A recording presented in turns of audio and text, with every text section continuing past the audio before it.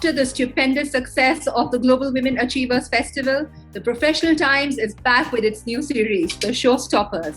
And this series will give you a chance to get up close and personal with your favorite celebrities. I'm your host for the evening, Nancy Nara, and today we have with us a coveted Indian film and TV music composer, Mr. Raju Singh. Welcome to the show, sir. Thank you, Nancy. Thank you. Thank you very much. Lovely to be here. Yes, and it's lovely to have you here, sir. So, you have given your music to, for as long as I can remember, Dekh Bhai Dekh to the latest Raz series. Now, that time and this time have been completely different. I as an audience can feel it. What about you as a music composer? As we all human beings evolve, I think music has evolved, the television scene has evolved, the films have evolved, and so we have to keep up with it and keep ourselves updated with what's the new vibe happening and keep doing things. And it's a fight all your life to keep matching up to the new generation, the new music coming out and all that. And that's what keeps it more interesting, that it's not just about how much you can do. It's always about whether you can still be relevant enough with the youngsters also liking the music. You come from a family where music has been in your blood. Tell us about your childhood. My childhood, actually my family, my great-grandfathers, we've had shops, Sardar flute, musical instruments, Singh musical instruments, and my grandparents' name is Chet Singh, Gurbakh Singh, they're brothers. So, in fact, these shops, we complete 100 years this year. So that was about manufacturing, making instruments, exporting it all over the world, Indian instruments. And as everything evolves, other instruments also, guitars and everything have happened. While other kids would be busy playing with their cars and their, Lego, you would be busy fiddling around with musical instruments. Yeah. It's actually there's been a story where my dad's parents had put up a shop for him individually in Matunga, and he used to sit there and keep playing instruments, and eventually, instead of selling, he started playing and shut the shop for himself, started playing music, and that's what happened. And exactly same thing happened. My mother also later on, she said, okay, why getting into music, but our family business, let's have a shop for you, if you want to. I played, I sat there, and that was the best time. I got around 2 to 3 years of the shop sitting there. I had friends, Adesh Srivastava, Lalit Pandit, everybody coming in there. We used to just sit down and just pick up another instrument, try playing that, play a Saraswati Veena, trying out that. You'd never get into doing something like this. Pick up a sitar, pick up a flute, pick up a harmonica. Very interesting. Mandolin. Did you ever take any formal training in an instrument, or did you just pick it up and learn how to play? No, I've learned guitar, I've learned tabla, and these two instruments give me the kickstart for the percussion instruments and the one melodic instrument. I learned a little bit of piano also, but I didn't really take it ahead. Later on, when I started composing, I got into actually getting my hands set onto the piano and everything. But after that, at the shop, I was talking about the shop, sitting in the shop and actually experimenting, learning, and see how everything falls into line. That later on, I was actually sequencing and programming electronic instruments where you get samples, where you get just the sound. And luckily for me, because I'd heard every instrument, how it could be played, I had actually experienced in my shop to actually experience the, trying out thing. So it helped me while programming, knowing how to program those instruments, because I knew how they would be played. So everything fell in place. But those 2-3 years were really crucial and very important in my life, because they taught me actually a lot of globally instruments, how every instrument is played. So that happened, and then after that I started playing for Mr. Uttam Singh. He introduced me into the line. So I played with him and got trained under him for 3 to 4 years, and played for movies with him and Ram Lakshman ji for Maine Pyar Kiya, Hum Aapke Kaun, all those. And then I went freelancing, and then finally got a call from Panchamda, R D Burman, to come and play for him. So that day I can never forget. So this is how it just actually happened, and I got into just getting into becoming a serious musician. So you're from Punjab.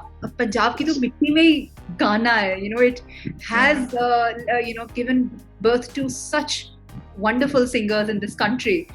So Punjab se Bollywood, how much of a culture change was it? No, see, my grandfathers came here. So I am born and brought up in Bombay. So I was born in Bombay because when I was born, it was Bombay. So now it's Mumbai. So basically, things, see, I must be the only well-disguised Sardarji around, actually. So nobody can make out. So, but the roots are there because we speak Punjabi at home, we listen to music, everything, and right from beginning, because Dad was playing for R D Burman, Shankar Jaikishan, R D Burman, everybody. So got to hear a lot of grounded music from India, everything. You know how Bollywood music is, and music of the best times. So 16 and playing for R D Burman. Now you have to tell me, how was that? If you could go back in time and you could recreate that scenario, or tell me how was the experience? I remember because when Dad used to be playing for R D Burman and all that, so whenever my sister and me would go to the studios to meet him, to accompany him for a recording or something, so we would go there. So I still remember Panchamda, R D Burman ji, he and Mr. Ramesh Talwar used to be there. So they used to always get us Cadburies and all that. So, so my dad would because the AC was on, my sister would feel my sister would feel cold. So he would put the handkerchief onto the backside of his keyboard where this thing was, so it would get heated and give her the handkerchief. So endearing. So we were the young ones. Everybody, सबके बच्चे, सब बच्चा बोलते थे पंचमदा सबको. So the day when I actually got called in to play for R D Burman, I got called in to play the bass guitar, and my dad's been the one who's actually been the one to start bass guitar in a form, in Bollywood. So since I was called on bass guitar, so I was a little nervous. I couldn't believe that I got a call from Punjab. And I went there. There was a recording, a Muhurat song of a film which Rajesh Khanna ji was producing it, and Dimple Kabadi ji was acting in it. So a star-studded affair. Imagine Panchamda and Rajesh Khanna and Dimple. Man. So then I entered the studio, and since the bass guitar is an electronic instrument, you plug it in, and so the bass guitar basically sits inside. It was in Film Center in Mahalakshmi, and there are these two huge speakers, and there's a chair right in the middle, and there's a mixer behind. So that chair is basically for the bassist. So I went, I removed my guitar, and by the time I came to the chair had a Cadbury on it. So I said, I saw it. So I told Panchamda, abhi bacha nahi ho. So he's like, bola, chup hai, mere liye to hamesha bacha rahega. So then he came to me and he said, listen now, this place where you're sitting down, this is your dad's place, okay? And he's the one who's taught me what bass guitar is all about and how to use it. So I have no doubts that what you want to do is going to shock me, surprise me, okay? But what I want you to do is, if you notice, I have always, the bass guitar has never been a harmony instrument or to accompany rhythm or something. For me, if you heard all my songs, they've always been a solo instrument in my songs, and that's your father's showed me how to do it. So all I want you to do is listen to my song, enjoy it. That's it.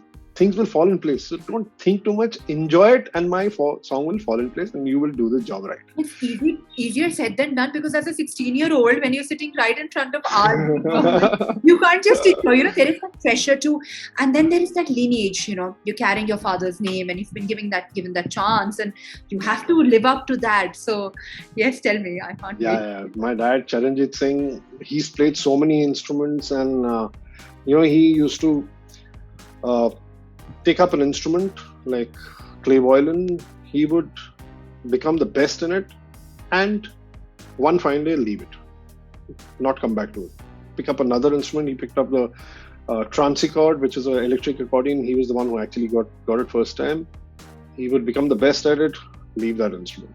So then he took the bass guitar. He became the best at it, and he left it. Went to keyboard. So he never let it. That I've got it to a point where everybody wants me to do this. I've done enough on this instrument. Now it's others to follow that, and I'd rather start off on building something new again.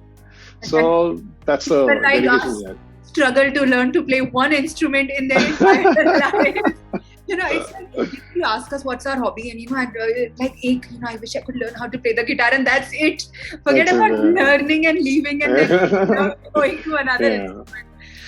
But surprisingly, I think what I've learned from his thing is just keep doing and challenging yourself to do something. So that I after he took on to keyboards and everything, so he recorded an album in '84, and that was called several albums he had done before that.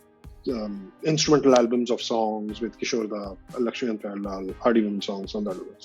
So he used quite a name, because in the radio, the instrumentals what used to be played was Charanjit Singh songs. So this particular album he composed himself, and he called it 10 Ragas in Disco Beats. So he just did that, and it released, and nothing much happened about it. So got that. It's almost around 8 years back, somebody picked up this album from Chor Bazaar and loved it, and went to the music label and told them that we want to re-release it on vinyl, and they took the licensed it out and went and released it there with the cleaning up and all that done. And that album became a rage, and then they met my father, took him with them to perform there. So my dad, at the age of 74, 75, he was performing with all youngsters, one person playing all ragas, and everybody dancing, all youngsters dancing on it. So that, and then what eventually happened was the instruments what he had used, there was this TR-808, Jupiter 8, and bassline 606. It so happened that this combination of these instruments had created a genre called acid house music. Okay. And then they realized that acid house music was actually done by somebody else, and it erupted, it was invented in around 86 or 87 by somebody else. And then they changed the thing that no, acid house was actually done in India by an Indian person. So they call him the pioneer of acid house music now. So talk about music cutting dance frontiers and age groups and time. That's what makes music. And see, when it was recorded, 84, done and gone. But which product has its life when? So music, probably you should avoid following a trend. You should just do music. It'll never fit in a trend then. It'll just. The best part about music of that time era especially is that it is so timeless. You can still hear all these songs even now and feel that connect with them. So music being timeless, especially in terms of that music, of course. So tell me, sir, did you ever feel that pressure? Because, as I said, you come from a family where music has been in your genes. But when you go yourself out there to perform, there is also that baggage that, I am somebody's son and grandson, and, they've done that and it's no mean feat. So did you ever feel overwhelmed because of it, of all the pressure you were carrying? Actually, I think I was quite focused initially it was not there on my mind that I had to meet up with some expectations, all that. So in my school days also, in my school होता ना, जैसे कभी class में रहता ही नहीं था, कोई ना कोई एनुअल फंक्शन या कोई फंक्शन के लिए रिहर्सल्स चल रही, तो जाके गिटार बजा रहा हूँ, ड्रम बजा रहा हूँ, कुछ ना कुछ बजा रहा हूँ.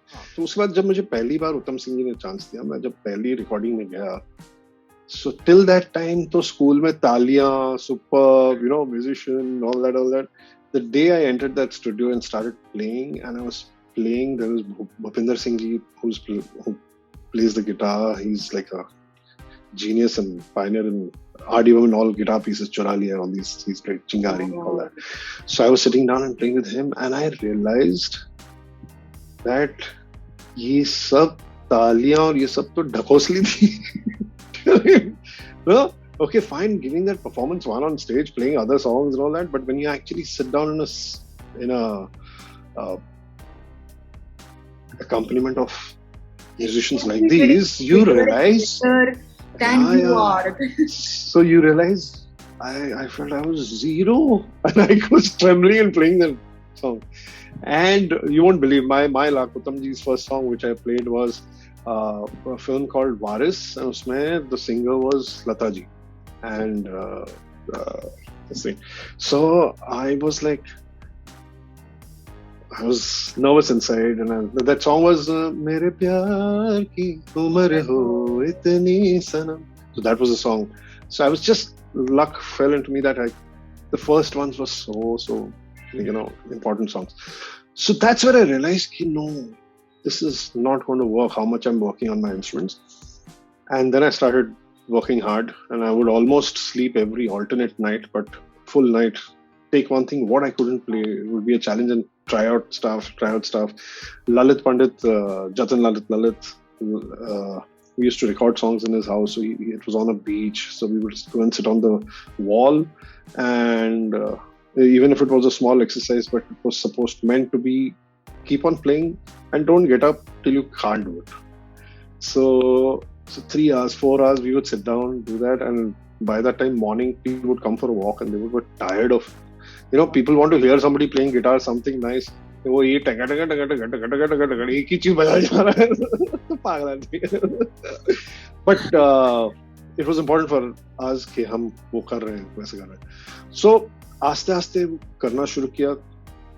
The main training was under Uttam ji, so 3-4 years of that training, and that's how the improvement happened, and tab jaake kiya. And yes, there have been moments where there have been elders who have come and said, what, you're going to do that, you're not even worth your father's this thing. Why?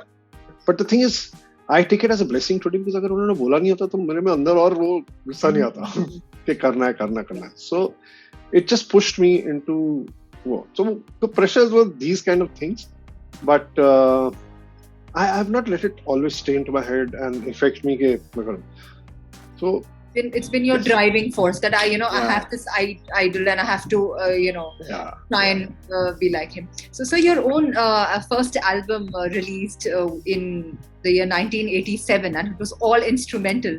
How was that experience? Actually, the first album which we did was called The Power of Music. Adesh Srivastava and me, we had done it together. That was the one. Then after that, I went solo and did an album called Don't Stop.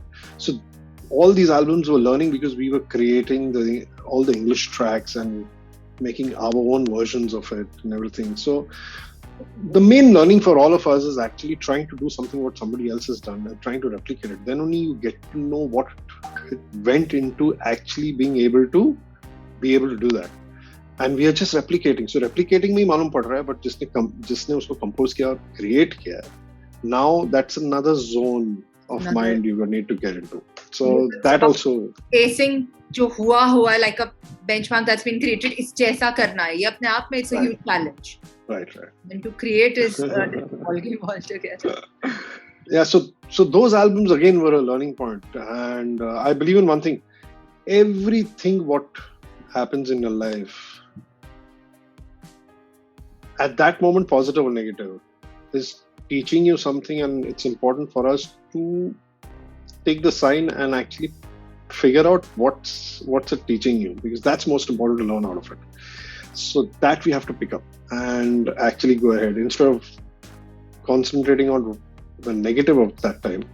But there is some learning in that. So we've got to take that and keep going ahead. So what do you consider as the biggest highlight of your career, the turning point? I would say there was an album, Mr. Amit Khanna had written the song Dekh Bhai Dekh. Actually, Dekh Bhai Dekh, from here I'll start off. No, I think उससे पहले तो हम बात कर चुके हैं. The first day where I got a chance to play for R D Burman, and then started touring with him for his shows, playing all his recordings, all that. That was the whole thing. Then the next thing happened was Dekh Bhai Dekh happened, which Mr. Anand Mehndru and Jaya Bachchan ji gave me the scope of opportunity to be able to work as a composer. Actually, Ajit Singh ji had composed the song. I had to redo it in my way and all that. वैसा था. So Dekh Bhai Dekh was the first chance for me to do something on television. And whereas television is concerned, thank God, I've been on television, doing work for television till today because of Dekh Bhai Dekh and after that, all that. So a lot of shows happened after that on television, all that. Then I would say there was a point when, because Amit Khanna ji had written the lyrics of Dekh Bhai Dekh song, and so we got to know each other there. So he later on he had a music label and a company called Plus Music also. Plus Channel, Plus Music. So he told me, why don't you do one thing? Create an album, what you would want to do without having any bindings on you. Okay. So I created an album, it was called Koi Baat Nahi. And that time, I had various singers on that album, and everybody was just in their initial stage of thing. Sonu Nigam, Shankar Mahadevan, Hema Sardesai, Kavita Krishnamurti ji, Sadhna Sargam. So we were like all, we did the songs, and Yogesh ji and Rajesh Jari ji wrote the song, and we did that song, and everybody loved the album, and Amit Khanna ji loved it. So he created an album, a video with Milind Soman, and then somehow he felt that, okay, the album didn't take off. Then after 6 months, he said, no, they're beautiful songs. Then he did videos again for it, all that. So he really liked the album, so pushed it. And then he introduced me to Mr. Javed Akhtar and Alka Yagnik ji. They were planning an doing a non-film album for Alka ji. So Amit ji played my songs to Javed Sahab and Alka Yagnik, and it just happened that I was chosen by them to be the composer on that album. And then the album happened called Tum Yaad Aaye, जिसमें वो गाना था सारे सपने कहीं खो गए आए हम क्या से क्या हो गए. That was the thing. So that happened. So I'm just telling all these moments which have just kept giving me a opportunity. After that, Javed Sahab के साथ में इतना काम किया. He's like an elder brother to me, and he has really shown me ways of doing things. And उनके साथ then we did again Alka ji के साथ Hariam ji के साथ में album की, which was called Tum Aaye, instead of Tum Yaad Aaye, so Tum Aaye. So got to work so much with such experienced people and got to learn so much. Then films happened. My first film was Snehapura Mana, which is a Malayalam film. Actually, the first film was that.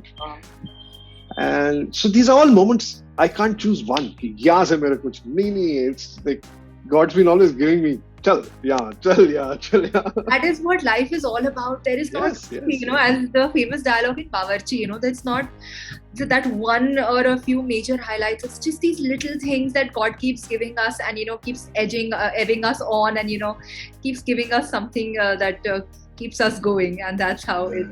Yeah. What about you worked for both platforms, sir, both television and films. What difference do you feel there is? There used to be more distance between the understandings and the sensibilities earlier. Because television was more of a small, it was all close-ups, everything, because the medium was a smaller thing. So we had to do music. And उस time पे ऐसा भी होता था कि because of technical problems, as live dialogues recorded, so there used to be disturbance behind or something like this. So technology-wise, we didn't have too many things to clean up, those things. We used to be recording on pneumatics, pneumatic players and all that. So उसमें sensibility ये थी कि यार music एक काम करते हैं, start to continuous रखते हैं, so that camouflage हो जाए, कहीं disturbances हैं, कहीं पे वैसे. So they get a scope of doing that. So things were done for certain reasons, according to time periods. And sensibility of budgets were not much for television. But for films, whereas it was a widescreen, you could have a long shot, you could try out stuff. Films mein start to end music nahi hota tha because the technology, everything was done properly, everything. So, but as years have passed, the distance has narrowed down, and now with web series coming in the middle, it's really come closer. And yes, like music, doing music for title songs for shows, television shows, is like doing a jingle for a product. So it's another little mindset to do it, how to make it catchy enough that you don't have 4 or 5 minutes, you just have that 1 minute or a 40-second to catch an audience within that thing. Yes. Yeah. So that's another different way of thinking. Whereas in a film song, you have that 3.5, 5 minute. पहले तो 5-6 minute के गाने भी होते थे. So वो होता था. So I would say the sensibilities have really come closer now, with technology letting us to do things more. Possibilities are there to do it and all that. So I guess it's narrowed down, and it's all becoming. You hear songs on television now, which are created for television. They're as good like films are. Of course, film has more budget, so you can use this, use that. Well, वो फर्क हो जाता है बस वही यार. So with so many feathers in your cap, what next? What other challenge, or what other achievements, or what other dreams do you feel that अब ये रह गया, अब ये करना है? So we'll do this question again. Sure. So with so many feathers in your cap, which is the next scale mountain to be conquered? It's like actually this whole COVID situation is also, put ourselves in a position to revamp our thinking, revamping the possibilities of what's going to happen ahead. So I think I've been doing a lot of film scores, television scores from almost a decade now. So I plan on doing more songs now and getting back to songs. And I'm enjoying it. So I've been creating songs, trying to do that. A little nervous initially because accept hoga, nahi hoga, but then now I've removed that part of me. Yeah, except तो तब होगा जब मैं release करूँगा. So it's just about do it, put it into the universe. There will be few people who will like it. There will be few people who won't relate to it. Fine. Get the feedback and then learn out of it, and then you decide what you want to do, how you want to do it. I think it's an open thing. Such an endearing thing of you to say, sir, because even at this point in life, you can open up about your fears and insecurities. I think that's really heartwarming, because at every point in our lives, at some point or the other, we all do face this kind of a dilemma, what to do, and whether what we do will be accepted or not. And I think that's what makes you who you are. So, sir, before we wrap up the show, it would not be complete until we hear you sing. Okay, this one song last a whole decade, it's really done well, so I'll just start off with that, so that wherever I've been asked to sing this song, so I'll just sing the beginning of it, and words गलत कर दूं तो जरा माफ कर दीजिए. तो ये हम फिर आपसे उसके compensation में another song. Okay. It goes something like, Sonia, oh Sonia, तुम्हें देखता हूँ तो सोचता हूँ बस यही तू दे दे मेरा साथ थाम ले हाथ चाहे जो भी हो बात तू बस दे दे मेरा साथ. So I do not want to cut this interview short, but it's so much fun. It's been so much fun that I think I've lost track of time. So I just want to thank you from the bottom of my heart for being a part of the show, and it has been truly a wonderful experience. Thank you, sir. Thank you, Nancy. I had a lovely time speaking to you. Thank you very much. Thank you to Professional Times and having me on the show, Showstoppers. Kshitij, thank you very much. I was nervous earlier that is it going to be a serious thing, but this is like just having a heart-to-heart chat, and this would not have been possible without Nancy being what Nancy is. So Nancy, thank you very much for making it possible and just letting me speak my heart out. Thank you.